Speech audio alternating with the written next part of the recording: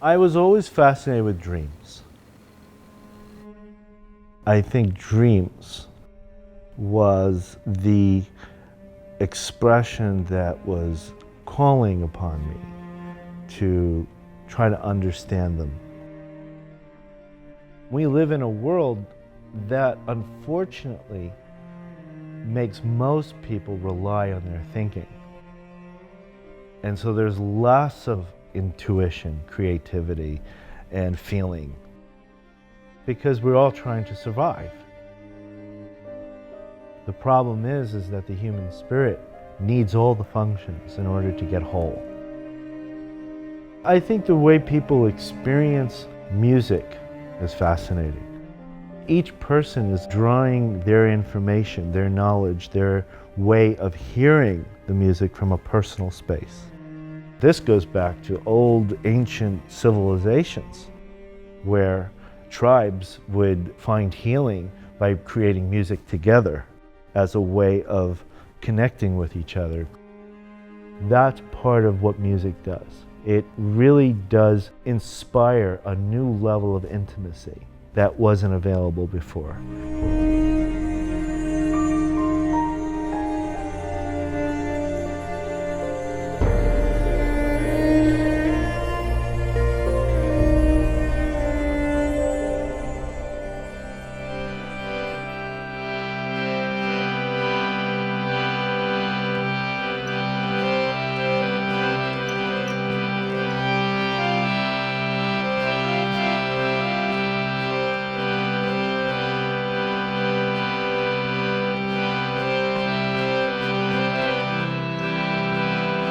How did you come across Dr. Mollura, and how did you hear about him, and then what was your first impression when you met? Well, we were at Pacific Graduate Institute in Carpinteria together. I didn't know him, but he was already becoming a legend, I have to say. I never had met him, but they were telling me there was somebody there that worked with dreams and music and somehow put this all together. He did a short film for one of the professors, and that was the first time I had heard his music and just was really taken by the depth and the spirituality, the sounds that he was able to bring in. And I think part of that is because he's such a spiritual person.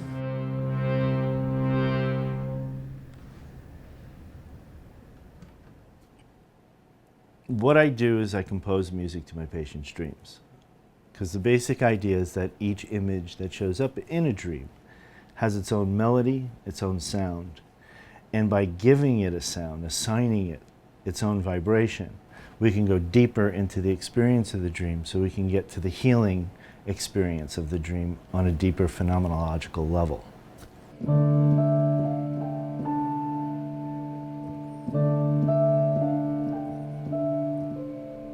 My first instinct in life was to experience music and vibrations. The high level of emotion and feeling that comes from music is what attracted me to being who I am. To find where science, medicine, curative art forms meet with creative art forms, I think was a big piece of the puzzle for me. When the patient tells me what the dream is about, I start to document like musical notes. And I write it down as I'm actually talking to her, what my intuition tells me the dream is going to sound like. I feel and think and assess for a while, and then I make the choice to walk through the path, even though it seems very dark and scary. So, I mean, this is an example that is all about her relationship with the environment. So musically, to recreate that environment and then to give each of those images its own assigned sound and then have them interact in this piece, it becomes really this reverberation experience of different images interacting and trying to make the message of the dream more clear.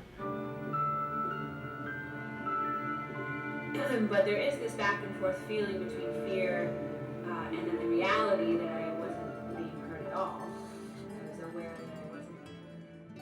I was born and raised in New York in a Sicilian family. My parents lived the first part of their life in Rome. We listened to a lot of music as children. Music was a way of bringing us together. My parents always made accessible the culture that we came from, because Sicily is very old, has a lot of history to it, and they embrace their history. My father was very practical and wanted me to pursue academics.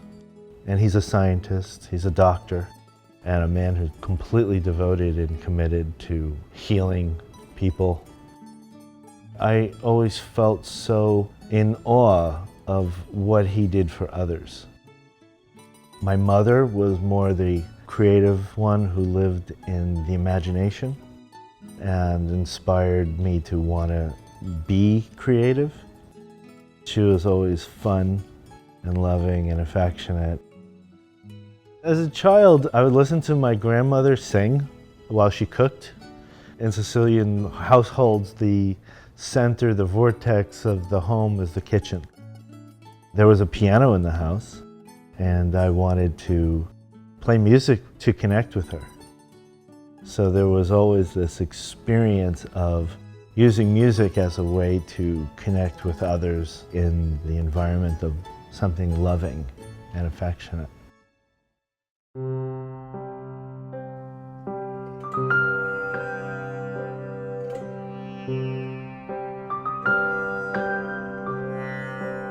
I studied music in a variety of ways. Most of it was inspired always by images. First, it started when I was very young.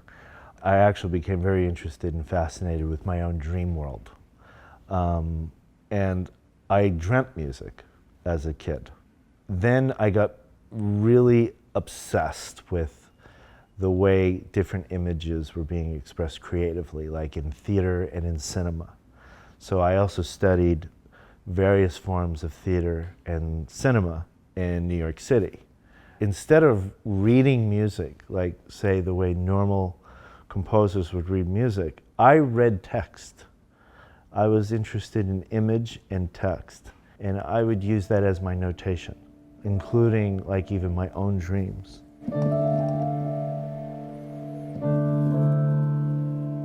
So I started by composing music for theater. I just was fascinated by the way different forms of performative arts were trying to access different parts of the brain and get people to see things that they wouldn't normally see.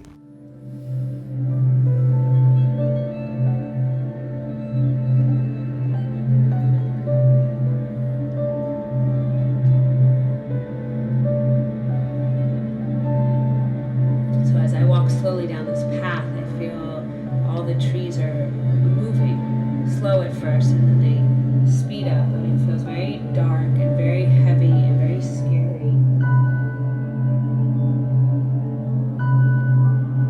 As far as dreams, we've all, from the very beginning of time, I think, had dreams.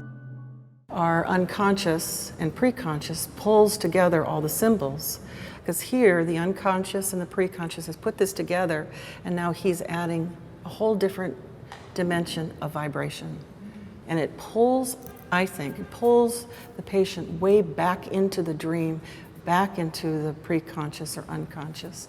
I really think what he is offering is something that is a deeper, deeper aspect of the healing process.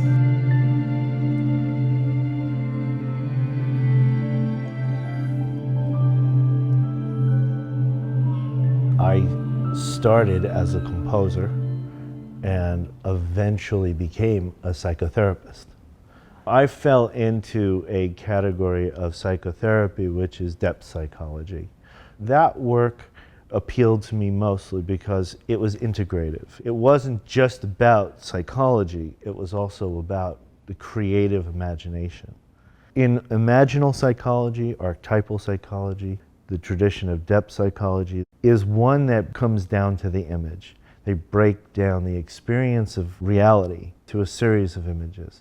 It was through the teachings of Carl Jung and Joseph Campbell and James Hillman and those kind of thinkers that came out of a long tradition of depth psychology. I wanted to connect with that. There was always this wish to kind of figure out what was the way to connect to that dream reality, to real reality, and I felt that music was the bridge between that. All of the great thinkers in psychotherapy all talk about how images impact our perceptions of reality. And we all think of images generally in terms of seeing. The added component now, the piece here, is what do they sound like? So the process begins with the patient reporting the dream, and I record it. And the first thing I do is I write down the images as they tell them to me, and I make these notes. And then I come back and I start giving each of the images that show up in the dream its own sound and its own melody. And I start assigning it. So like I had this patient who had an experience of walking through the woods, and the trees come alive, and she feels like the trees are attacking her. So I go into my software here and I actually create the sound of the wind of the forest, the sound of the forest, and the different experiences, the levels of emotion and affect that show up in the dream. And each one then has its own sound and vibration. And then I proceed to keep layering it, one on top of the other, so that the images are all having its own vibration and actually working with each other to create a piece. Do you feel that this is a whole new area of psychotherapy that's yet to be explored? I really think it's new. I think it's very timely in that he's bringing himself, and his art, his intuitions to a point where both come together in a collaborative effort. How does someone like that not project their own experiences onto someone's dreams? How do you balance that? As an analyst, you're trying to help people make sense of their experience. The difficulty is if you decide how that's going to be, then the patient's trying to please you. So it's as though the patient starts to produce for the therapist, and you don't want to be in that situation. You want to use it as a supportive process. The ultimate goal of this type of therapy is the deepening of the experience of an image. In order to get there, people will use whatever methods they have. Most of my colleagues, for example, they stay with the talking cure, which makes a lot of sense and does work. I'm a composer. I think musically. I think in terms of symbols. I think in terms of vibrations. I see everything from a vibrational perspective. Michael has done something very brave, which is to allow himself to be affected by his patients. And in that process, he becomes more sensitive to what that dream is for his patient, because he's in the dream too. So again, it's all about kind of designing a deeper experience to add different layers as we're working through this. Huge, and so massive and brown. If you listen to the inflections and the vibrations of how she's describing her dream, the music is really bringing out this experience from her past that is very, very profound. I think it's enormously affirmative for someone, particularly if it's an aspect of themselves that hasn't been explored, or they feel like they've been ashamed and they've had to hide, and someone says, let me write a piece of music to this dream. And I'll give you an example. Say someone who's had an experience with molestation, and that's very shameful and scary to talk about. And they talk about it, and they talk about it, and then they have a repeating dream about the experience. And then you have a composition about that. It's as though someone else is now affected by your experience. And you both listen to the composition together. And you go through the dream together and say, yes, that's that part, and that's that part, and that's that part. So I think it's helpful in terms of being a mirror. I think it's helpful in terms of being a support and an adjunct. I'm not so sure, and I don't know that Michael would say this, that it takes the place of an analytic experience, because there's not enough research yet to show how that would impact an ongoing analytic process. Is it generally, is the field accept new ideas and new concepts to come in? Is it something that's malleable, or are things kind of done as they have been for a while and doesn't really move? I think every area of psychotherapy is a little bit territorial, is what happens. And this isn't something that's a negative. Everybody really believes whatever it is, the area that they're working in is the best way to treat and to bring health and well-being to their patients. So to bring something completely new in, there's always going to be a little guard, like, what's this? Is this going to work? Has there been research done? All of that, just to ensure that the patients are getting the best care that they can. When I started to work with people, to talk about it just didn't seem like it was enough, that there was a gap. There's some sort of gap between the spoken language and the experience of the image itself.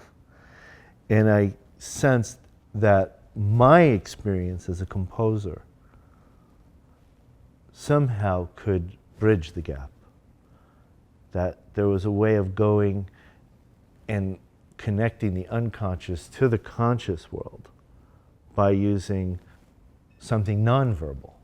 Everything in the world, to me, has an expression, even inanimate objects, especially inanimate objects. And so they all have a melody. They all have a song.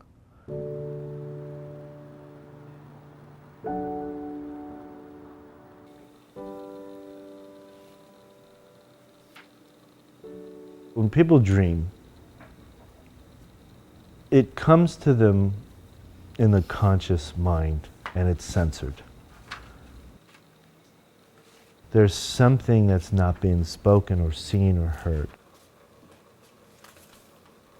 Their first experience of the dream might be of a basic storytelling.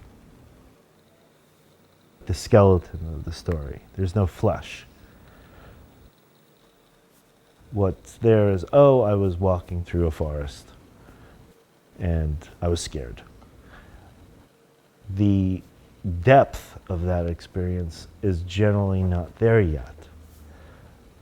I have found that when we start to work on the dream and the music that goes to their dream, more details start to come out, and it starts to spark and trigger more material that they didn't actually report in the first dream reports. So what happens is, like, they become the director of their own consciousness and their own conscious experience of their dream. So they start interacting with me in ways they wouldn't normally be interacting. And so in this interaction of creating a piece of music out of their experience of the dream, they have to go deeper. They're kind of forced to kind of understand their own fear and to go deeper into their experience of fear, which then becomes very therapeutic. Somebody was watching my dream and literally scoring it. Only he was listening to my dream, but he scored it with the same, like that gray, dark kind of, the tone. He captured the tone of my dream without being there, without the neighborhood. That's what it was. I remember. It felt like the walls were closing in. That was my neighborhood. It felt like the walls were closing in, and somehow you had to find a way out before all those walls closed in on you.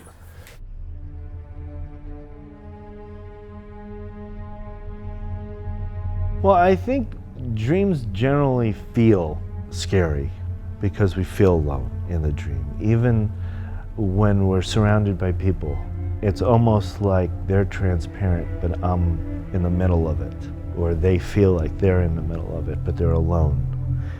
And I think with the music, there's a feeling I'm not alone, that there's someone here with me that's going to allow me to explore my own experience of my unconscious mind, but with some sense of support, so I can see more, smell more, hear more.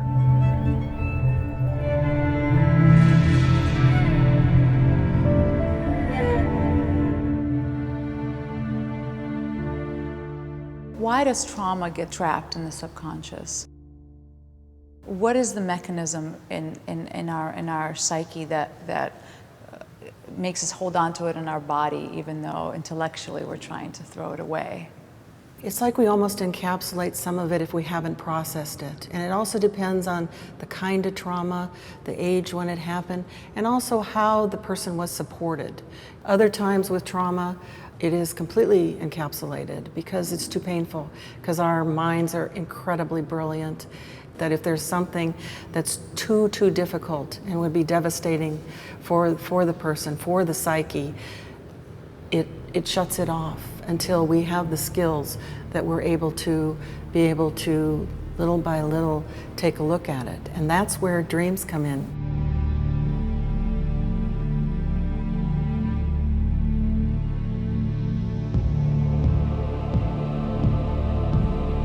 All of this is about how the body and the mind wants to heal itself.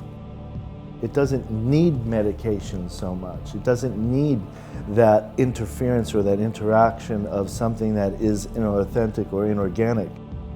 If you allow the body and the mind to do its job, it could provide each of us with a path towards a new understanding of what we're experiencing, whether it's a heartache from a relationship that didn't go well, or trying to resolve a divorce of your parents when you were 12. These things just stay with us, and the dream constantly is trying to go to what it really feels like on an interior level.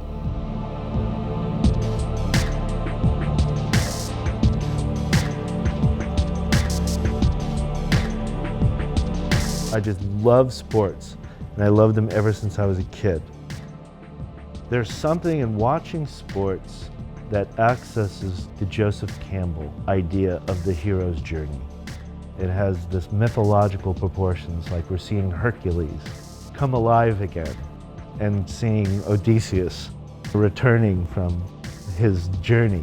When we see a human being go and defy all kinds of obstacles and to achieve high levels of recognition, there is almost this cathartic, therapeutic experience inside all of us of the mythology and the experience of what it means to be a human that can achieve heroic abilities and achievements.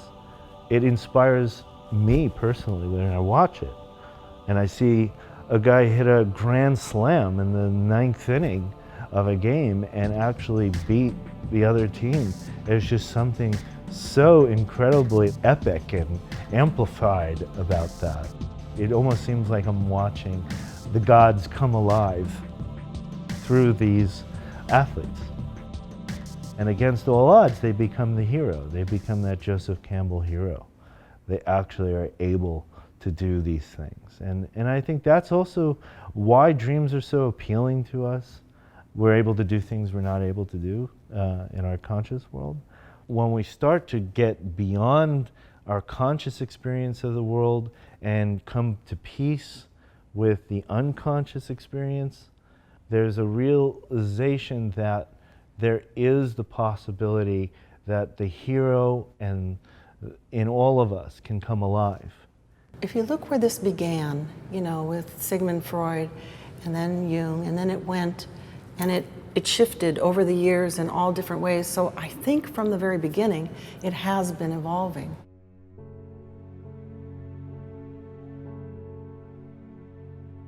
I think this kind of psychoanalytic work of combining music and therapy together is a way of also giving someone that sacred space to be themselves and to create and re-experience beauty.